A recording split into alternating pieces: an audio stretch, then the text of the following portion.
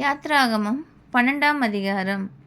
கர்த்தர் எகிப்து தேசத்தில் மோசேயையும் ஆரோனையும் நோக்கி, இந்த மாதம் உங்களுக்கு பிரதான மாதம், இது உங்களுக்கு வருஷத்தின் முதலாம் மாதமாயிருப்பதாக. நீங்கள் இஸ்ரவேல் சபையார் யாவரையும் நோக்கி, இந்த மாதம் 10ஆம் தேதியில் வீட்டு தலைவர்கள் வீட்டுக்கு ஒரு ஆட்டுக்குட்டியாக ஒவ்வொருவரும் ஒவ்வொரு ஆட்டுக்குட்டியை தெரிந்து கொள்ள கடவர்கள். ஒரு வீட்டில் இருக்கிறவர்கள் ஒரு ஆட்டுக்குட்டியை புசிக்கிறதற்கு போதுமான பேர்களாய் இராமற் போனால், அவனும் அவன் சமீபத்தில் இருக்கிற அவனுடைய அயல் வீட்டுக்காரனும் தங்களிடத்தில் உள்ள ஆத்துமாக்களின் லக்கத்திற்கு தக்கதாக ஒரு ஆட்டுக்குட்டியை தெரிந்து கொள்ள வேண்டும். அவனவன் புசிப்புக்கு தக்கதாக லக்கம் பார்த்து ஆட்டுக்குட்டியை தெரிந்து கொள்ள வேண்டும். அந்த ஆட்டுக்குட்டி பழுதற்றதும் ஆணும் ஒரு வயதுள்ளதுமாய் இருக்க வேண்டும். செம்மறி ஆடுகளிலாவது வெள்ளாடுகளிலாவது அதை தெரிந்து கொள்ளலாம்.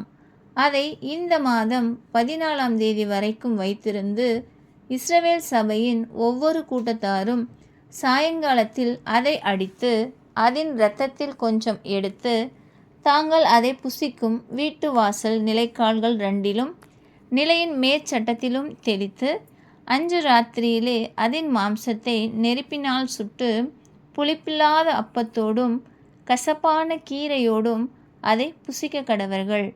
பச்சையாயும் தண்ணீரில் அவிக்கப்பட்டதாயும் அல்ல, அதன் தலையையும் அதன் தொடைகளையும் அதற்குள்ள யாவையும் ஏகமாய் நெருப்பினால் சுட்டதாய் அதை புசிப்பீர்களாக. அதிலே ஒன்றையும் விடியற்காலம் மட்டும் மீதியாக வைக்காமல், விடியற்காலம் மட்டும் அதிலே மீதியாயிருக்கிறதை அக்கினியால் சுட்டெரிப்பார்களாக. அதை புசிக்க வேண்டிய விதமாவது, நீங்கள் உங்கள் அறைகளில் கச்சை கட்டிக்கொண்டும் உங்கள் கால்களில் பாதரட்சை தொடுத்து கொண்டும் உங்கள் கையில் தடி பிடித்து கொண்டும் அதை தீவிரமாய் புசிக்க கடவீர்கள். அது கர்த்தருடைய பஸ்கா.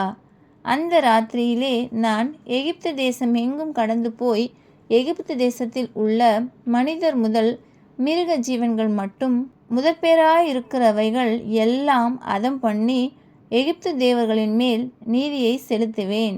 நானே கர்த்தர். நீங்கள் இருக்கும் வீடுகளில் அந்த இரத்தம் உங்களுக்கு அடையாளமாய் இருக்கும். அந்த இரத்தத்தை நான் கண்டு உங்களை கடந்து போவேன். நான் எகிப்து தேசத்தை அழிக்கும்போது அழிக்கும் வாதை உங்களுக்குள்ளே வராதிருக்கும். அந்த நாள் உங்களுக்கு நினைவு கூறுதலான நாளாய் இருக்க கடவது. அதை கர்த்தருக்கு பண்டிகையாக ஆசரிப்பீர்களாக. அதை உங்கள் தலைமுறை தோறும் நித்திய நியமமாக ஆசரிக்க கடவீர்கள். புளிப்பில்லா அப்பத்தை 7 நாளளவும் புசிக்க கடவீர்கள். முதலாம் நாளில் தானே புளித்த மாவை உங்கள் வீடுகளிலிருந்து நீக்க வேண்டும். முதலாம் நாள் தொடங்கி 7ஆம் நாள் வரைக்கும் புளித்த அப்பம் புசிக்கிறவன் எவனோ அந்த ஆத்துமா இஸ்ரவேலரில் இருந்து அறுப்புண்டு போவான். முதலாம் நாளில் பரிசுத்த சபை கூடுதலும் 7ஆம் நாளிலும் பரிசுத்த சபை கூடுதலும் இருக்க வேண்டும். அவைகளில் ஒரு வேளையும் செய்யப்படலாகாது.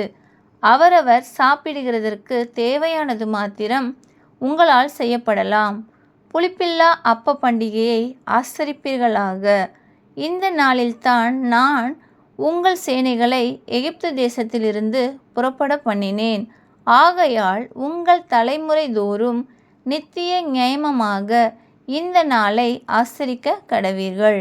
முதலாம் மாதம் 14ஆம் தேதி சாயங்காலம் தொடங்கி மாதத்தின் 21ஆம் தேதி சாயங்காலம் வரைக்கும் புளிப்பில்லா அப்பம் புசிக்க கடவீர்கள். 7 நாளளவும் உங்கள் வீடுகளில் புளித்த மா காணப்படலாகாது.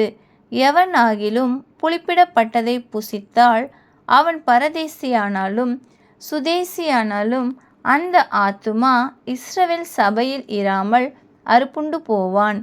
புளிப்பிடப்பட்ட யாதொன்றையும் நீங்கள் புசிக்க வேண்டாம். உங்கள் வாசஸ்தலங்களில் எல்லாம் புளிப்பில்லா அப்பம் புசிக்க கடவீர்கள் என்று சொல் என்றார். அப்பொழுது மோசே இஸ்ரவேல் மூப்பர் யாவரையும் அழைப்பித்து, நீங்கள் உங்கள் குடும்பங்களுக்கு தக்கதாக உங்களுக்கு ஆட்டுக்குட்டியை தெரிந்து கொண்டு பஸ்காவை அடித்து ஈசோப்பு கொழுந்துகளின் கொத்தை எடுத்து கிண்ணியிலிருக்கும் இரத்தத்தில் தோய்த்து அதிலிருக்கும் அந்த இரத்தத்தை வாசல் நிலைக்கால்களின் மேற்சட்டத்திலும் வாசலின் நிலைக்கால்கள் இரண்டிலும் தெளியுங்கள்.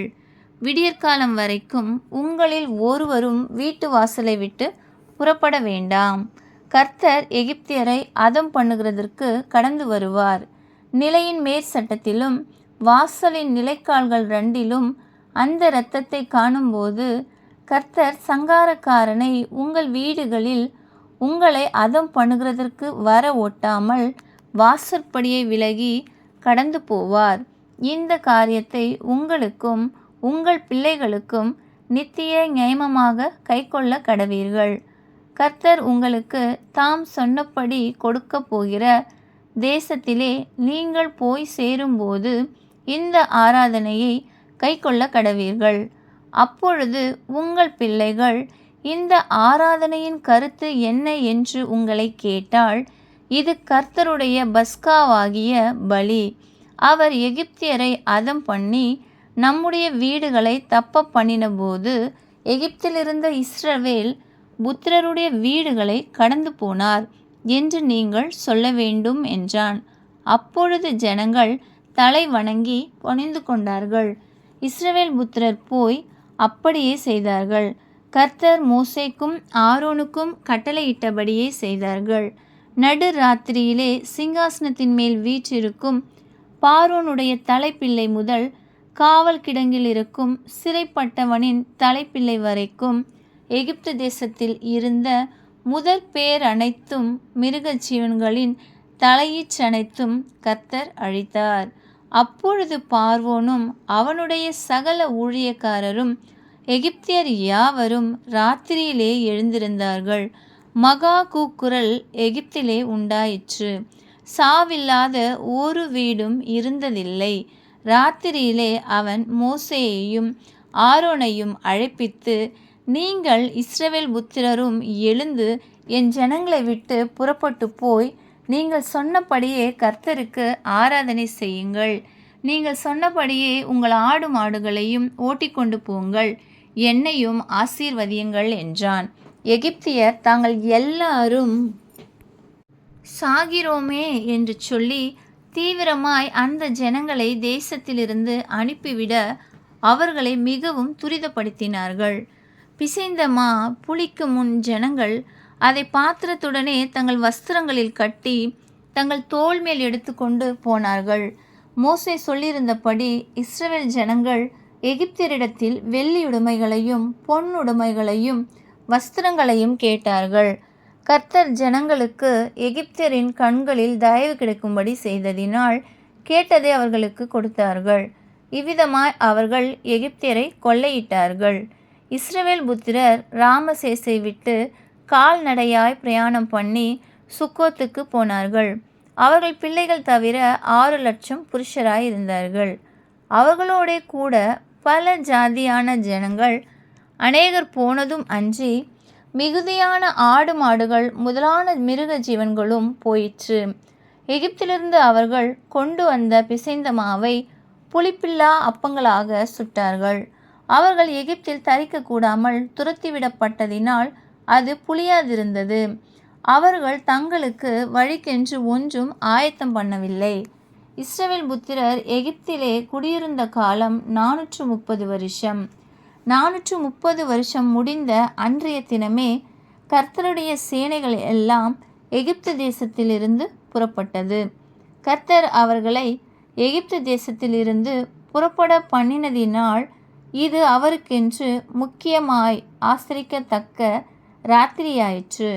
இஸ்ரவேல் சந்ததியார் எல்லாரும் தங்கள் தலைமுறைதோறும் கர்த்தருக்கு முக்கியமாய் ஆசரிக்க வேண்டிய ராத்திரி இதுவே. மேலும் கர்த்தர் மோசேயையும் ஆரோனையும் நோக்கி, பஸ்காவின் நியமமாவது அந்நிய புத்திரன் ஒருவனும் அதை புசிக்க வேண்டாம். பணத்தினால் கொல்லப்பட்ட அடிமையானவன் எவனும் நீ அவனுக்கு விருத்த சேதனம் பண்ணின பின் அவன் அதை புசிக்கலாம். அந்நியனும் கூலியாலும் அதிலே புசிக்க வேண்டாம். அதை ஒவ்வொரு வீட்டிற்குள்ளும் புசிக்க வேண்டும். அந்த மாம்சத்தில் கொஞ்சமாகிலும் வீட்டிலிருந்து வெளியே கொண்டு போகக்கூடாது. அதில் ஒரு எலும்பையும் முறிக்கக்கூடாது. இஸ்ரவேல் சபையார் எல்லாரும் அதை ஆசரிக்க கடவர்கள். அந்நியன் ஒருவன் உன்னிடத்திலே தங்கி கர்த்தருக்கு பஸ்காவை ஆசரிக்க வேண்டுமென்று இருந்தால் அவனை சேர்ந்த ஆண் பிள்ளைகள் யாவரும் விருத்த சேதனம் பண்ணப்பட வேண்டும். பின்பு அவன் சேர்ந்து அதை ஆசரிக்க வேண்டும். அவன் சுதேசியைப் போல் இருப்பான். விருத்த சேதனம் இல்லாத ஒருவனும் அதில் புசிக்க வேண்டாம். சுதேசிக்கும் உங்களிடத்தில் தங்கும் பரதேசிக்கும் ஒரே பிரமாணம் இருக்க கடவது என்றார். இப்படியே இஸ்ரவேல் புத்திரர் எல்லாரும் செய்தார்கள். கர்த்தர் மோசேக்கும் ஆரோனுக்கும் கட்டளையிட்டபடியே செய்தார்கள். அன்றைய தினமே கர்த்தர் இஸ்ரவேல் புத்திரரை அணி அணியாய் எகிப்து தேசத்திலிருந்து புறப்பட பண்ணினார். ஆமென்.